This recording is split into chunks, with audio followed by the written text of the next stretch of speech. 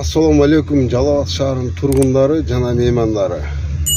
Так, биз азыр Бишкек стоянкасы боюнча видео киргизебиз, азыр көрө аласыздар.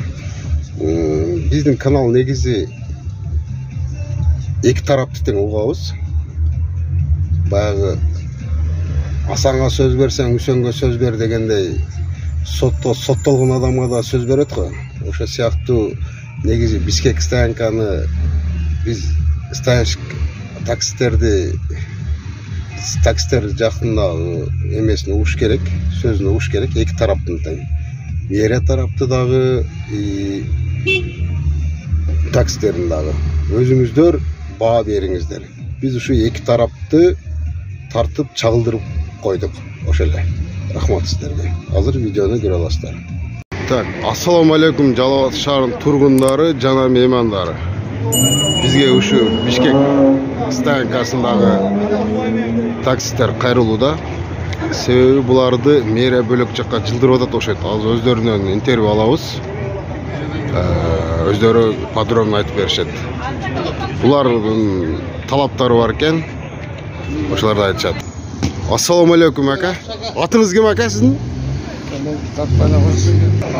Так, таксистер ушу көйгөй маселесин көтөрүп атышат, мэрияга кайрылып атышат.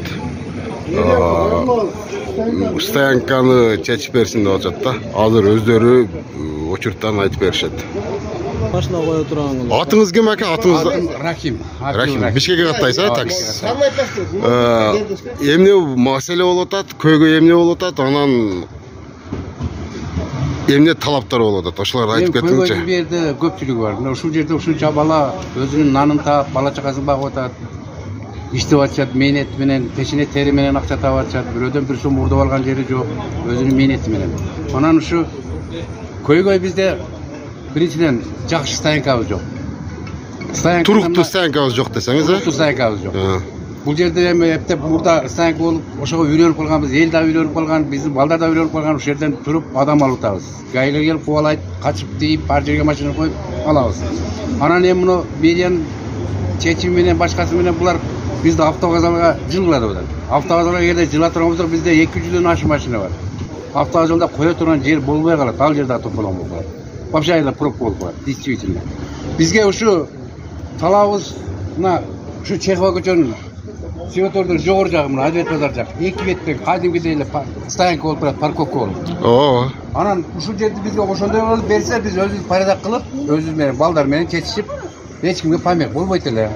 Ыңгайлуу болчу, элге деле ыңгайлуу, биздин балдарга деле ыңгайлуу болот эле ушул жерден адам алсак. Эмне үчүн запрет кылып атат билбейм. Эки тарап мына турат машиналар. Өткөн машина өтө берет. Дубустар болмой жол. Эч кимге тоскоолдугу жок. Азыр токото жери ака, сиздер мына жолдун же бул беттин стоянка кылып берсе, арендасын төлөп, как положено, ошондой талап келди сиздерде. Же бул беттин, стоянка кылып берсе, эл катары эле төлөп, ошол стоянка кылайлы деген талап бар экен сиздерде. Ошондой да? Балдардын бардыгынын ою бардыгы ошол. Кошумчалап коебуз ака, дагы кандай эмне? Алганда мына өзүңөр көрүп атасыңар, мэриянын аркы тарабында турат. Бакиев көчөсүнүн аркы тарабында турат, берки тарабына чейин ушул жерде эле гаилер келип көрүп берет да. Эмнеге деп? Биздин балдар ушул жерден нан таап, таксист этишет. Ушул жерде эле эмнеге коруйт мен билбейм, кимдерге кандай кызыкчылык бар экенин билбейбиз ушул жерде, түшүнбөйбүз. Бизге деле ошол жогору жакка окшоп неме болуп берсе, арендасын, мисалы үчүн бир аксакалды коюп, сиздерге мамлекетке да пайда. Мамлекетке да пайда. Мисалы үчүн ким коюп неме болбойт, келип эле куйт ушул жерден. Только Бишкек таксилерин куйт, башкалар куйбайт. Ушул эле. Биздин маселебиз көйгөйүбүз ушул. Көйгөйүңөр азыр автовокзалга силерди ошака көчүрөбүз деп атат экен да, ошондой болуп атат да бул жерде. Автовокзалга көчүргөндөчү мындай да. Эми ал жерде мисалы үчүн чоң машиналар бар. Биздин машиналар неден 200дөн ашык 300дөй машина бар. Ал жерге батпайт. Автовокзалга батпайт. Анын үстүнө ошол жер как раз неме болуп калат, жолдун огу болуп калат, пробка болуп калат. Анан мисалы үчүн мэр өзү шаардын бийликтери өзүлөрү деле ойлонуш керек. Ошол жерге пробка болуп турса, бул жакшыбы? Андан көрө могул жерде машина өтүп атат, эч кандай бирөөгө тиеше тоскоолдук кылбайт. Ушул жерди берсин бизге стоянка кылып, ушул жерде өзүбүз порядка кылып, bir жооптуу адамыбызды коебуз.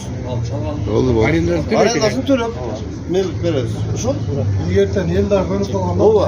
Бұл жерге ел көніп қалған да самый главное, ушул жер bir şey Ülkede ыңғайлы да, базардан шығып, башқа отырып кете береді. албайт екенбіз да башқа жаққа стоянка. Ушундай эле бери ишенбей атсачы, эти жакта стоянка кылып турбайбы? Коюп койсун ошондой стоянщиктердин өздөрүнүн. Парковщиктер Коюп койсун парковщиктерин. Как положено акчасын алып кете берет. Не помеха берет, эч кимдин башы жетпейт могу жерде водительдер. Ооба, ошону айтып атам да, мен да азыр главный талабыңар ушу жолдун аркы бетин же берки бетин стоянка кылып берсе, парковщик коюп берсин, эл катары төлөп. Ооба, нар жактарда бар да уже светофордун нар жагы. Жағын терге линия кылып коюп койсо, буну өрөт эч кандай эмне жок. Өткөн машина өрөт теги жактан да келет. Бишкектен эле машиналар турбайт. Бул жерге базар келген адам турат. Ошондо могу жерде тамак ичкен адам турат. Шашылыш. Аптекага келген адам турат. Ошолорду да келип алып эле куй берет. Аларга деле кыйын да, машинасы тегерекке апарып коюп алып өздөрүгө кыйын. Если бул көчөнү 3.27 знак десек, светофордун нар жактары стоянкада кадимкидей эле. Ал үчүн баарын ушундай кылыш керек эле да. Тегиз болуш керек. Ошол азыр барып көрсөңүз болот. Ушул Жусуп Сали Бакый көчөсүнүн нар жагы полный, эки тарап. Эки тарапта машина турат. Мэрияга кетип аткан жолдун баардыгы стоянка. Именно ушул жол эле. Айта бериңиз, сүйлөй бериңиз.